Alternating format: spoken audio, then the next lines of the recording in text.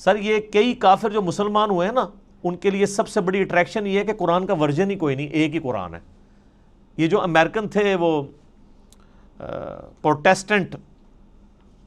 Christian یوسف assets 80s میں مسلمان ہوئے ہیں۔ آپ ذرا ان کی وہ ویڈیو دیکھیں جس میں انہوں نے بتایا ہے کہ میں مسلمان کیسے ہوا ہوں۔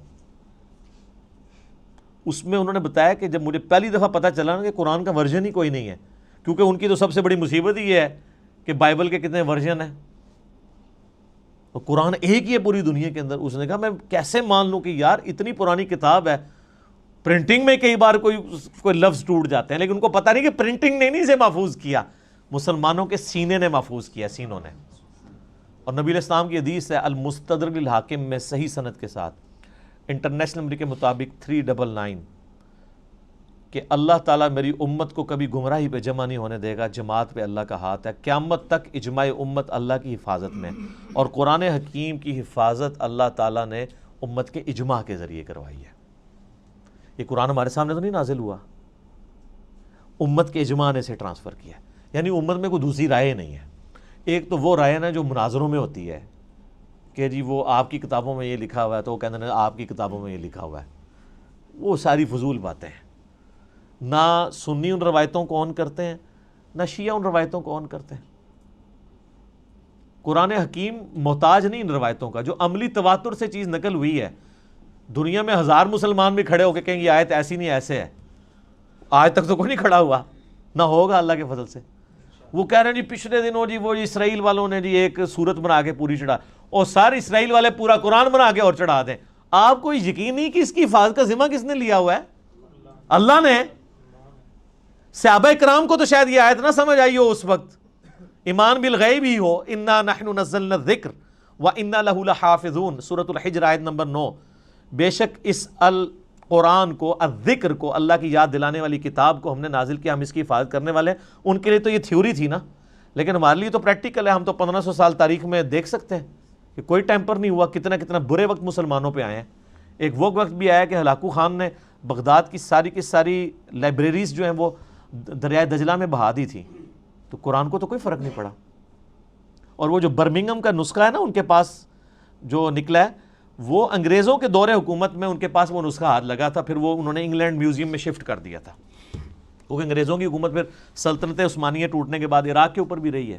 اس دوران انہوں نے پرانی کسی لائبریری سے اسے شفٹ کیا تھا، جو ہلاکو خان کی تباہی کی وجہ سے بچ گئے ہوئے تھے نسخے۔ تو قرآن حکیم کو اللہ تعالیٰ نے اس طریقے سے محفوظ کیا۔ اچھا، یہ جب میں نے پوائنٹ لکھے تھے نا تو میں نے کہا تھا میں ایک منٹ میں ایک پوائنٹ بیان کروں گا تو 40 منٹ میں ختم ہو جائے گا، لیکن یہ تو ان لوگوں کا ختم ہوتا ہے جنہوں نے خبریں پڑھنی ہوتی ہیں، جنہوں نے درد دل سامنے رکھنا ہوتا ہے، جنہوں نے ایک کمپریہنسو نالج گین کیا ہوتا ہے، جن کو پتہ ہے کہ اس وقت دنیا کیا سوچتی ہے اسلام کے بارے میں، تو ان کے لیے تو پھر یہ ایک پوائنٹ کو ڈسکس کرنا ہے 1 منٹ کے اندر ناممکن ہو جاتا ہے، مختصر یہ کام ہو نہیں سکتا۔ پھر میں نے اپنے بھائیوں سے مشورہ بھی کر لیا تھا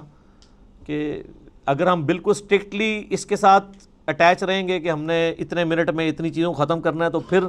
وہ فی البدی گفتگو کا جو حسن ہے وہ ختم ہو جائے گا، پھر کئی پوائنٹس رہ جائیں گے جو ضروری ہوں گے، جو ایک مسلمان کو پتہ ہونے چاہیے۔ علمی پوائنٹ نمبر 4 وہ یہ ہے میرے بھائیوں کہ قرآن حکیم اپنی اصلی فارم میں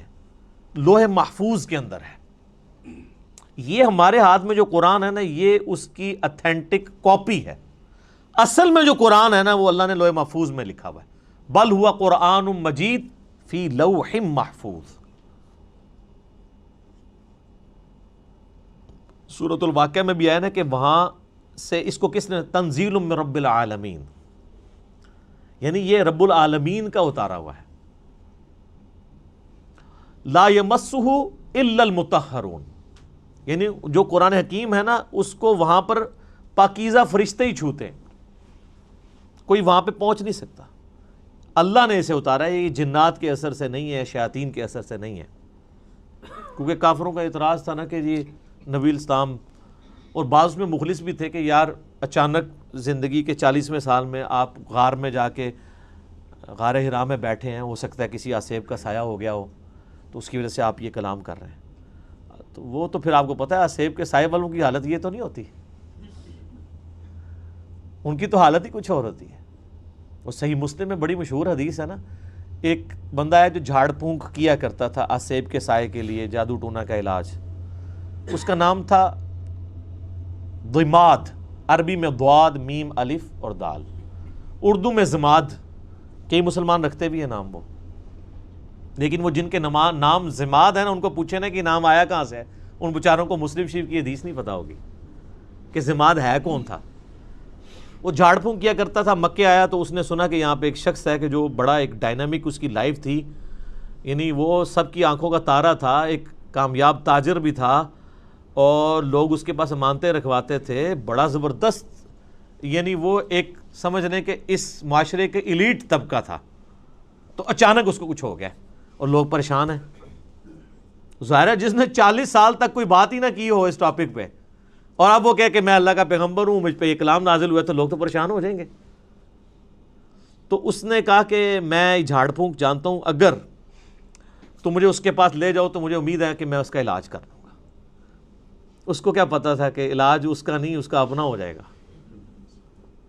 تو لوگ اسے لے گئے نبی الاسلام کے پاس، تو آپ صلی اللہ علیہ وآلہ وسلم سے اس نے کہا کہ میں آپ کا علاج کر سکتا ہوں، آپ بتائیں کہ آپ کے ساتھ کیا ایشو ہے، تو اپنا مسئلہ بیان کریں۔ تو آپ صلی اللہ علیہ وآلہ وسلم نے نا کوئی بات نہیں کی، قرآن بھی نہیں پڑھا۔ آپ جو تقریر سے پہلے خطبہ دیتے تھے نا، آپ نے بس وہ پڑھا، ان الحمد للہ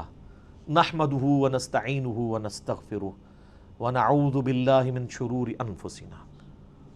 ومن سیئات اعمالنا من یہدہ اللہ فلا مضل لہ ومن یضلل فلا ہادی لہ واشہد ان لا الہ الا اللہ وحدہ لا شریک لہ واشہد ان محمدا عبدہ ورسولہ۔ اب یہ کاش آپ کو عربی آتی ہوتی تو آپ کو پتا ہوتا کہ آپ نے کیا پڑھا ہے صلی اللہ علیہ وآلہ وسلم۔ تو اس نے جب سنا تو وہ ہل گیا، اس نے کہا جی ایک بار ذرا پھر سنائیں۔ دوسری بار، تیسری بار، اس نے کہا جی میں گواہی دیتا ہوں کہ آپ اللہ کے پیغمبر ہیں، اپنا ہاتھ بڑھائیں اور مجھے مسلمان کریں۔ تو حالانکہ جو بندہ ایکسپرٹ تھا جادوگری کا، اس نے بھی کلام سن کے، قرآن نہیں صرف آپ علیہ السلام کا عام کلام سن کے، اس نے کہا نہیں، جنات جن لوگوں کے اوپر اثر ہوتا ہے ان کا اس طرح کا کریکٹر نہیں ہوتا، وہ اس طرح کی باتیں نہیں کرتے، ان کی باتیں تو آل فال ہوتی ہیں، اتنی پریسائز باتیں نہیں ہوتی ہیں۔ پھر نبی علیہ السلام کی مبارک ذات کا ایک روب بھی تھا۔ جو بندہ جادو کا ان ساری چیزوں کا ایکسپرٹ تھا، اس نے ڈکلیئر کر دیا کہ جادوگر نہیں ہے، اور جو جہلات ہے جن کو جادو کا، آسیب کا الف بے بھی نہیں پتا تھا، وہ لوگ نبی علیہ السلام کو اس کے بعد بھی جادوگر کہتے رہے، نعوذ باللہ۔ ان کی قسمت میں ہدایت نہیں تھی نا۔ ہونا تو چاہیے تھا کہ جب ایکسپرٹ نے مان لیا کہ نہیں ہے، تو تم لوگوں کو تو پتہ ہی نہیں ہے فیلڈ ہے کہ نہیں، تم خواہ خواہ کہتے ہو۔ جیسے معذرت کے ساتھ آج کی دنیا میں آپ کو مثال دوں، میرے بارے میں علماء کہتے ہیں جاہل ہے، اس کو تو عربی بھی نہیں آتی، اس کو تو پڑھنا ہی کچھ نہیں آتا، وہ قرآن دیکھ کے بھی غلط پڑھتا ہے، وہ پڑھ ہی نہیں سکتا۔ ٹھیک ہے، آپ کہتے رہے، تو جو سن رہے ہیں ان کو نہیں پتا کیا ہو رہا ہے، تو ہم ان باتوں کا بھی جواب نہیں دیتے۔ ہم کہتے ہیں ٹھیک ہے یار، آپ نے ہمیں جج کرنا ہے، ہماری ویڈیوز آپ کے سامنے ہیں، آپ ان کو دیکھیں اور جج کریں، آپ کو پتہ چل جائے گا سچائی کیا ہے، جھوٹ کیا ہے، غلط کیا ہے، آپ کو سب کچھ پتہ چل جائے گا۔ تو یہ میرے بھائیوں، یعنی یہ جو آواز حق کے لیے بلند ہوتی ہے نا، اس کے ساتھ ہمیشہ اس طریقے سے یعنی لوگ مسچیف کرنے کی کوشش کرتے ہیں، لوگ یعنی غلط طریقے سے حق کی آواز کو دبانے کی کوشش کرتے ہیں، لیکن اللہ تعالیٰ نے جو آواز اٹھانی ہوتی ہے وہ اللہ تعالیٰ اٹھا دیتا ہے۔ ٹھیک ہے، یعنی اب یہ بھی پوائنٹ ایک اتنا بڑا پوائنٹ ہے کہ یعنی اس کے اوپر ڈسکشن ہو سکتی ہے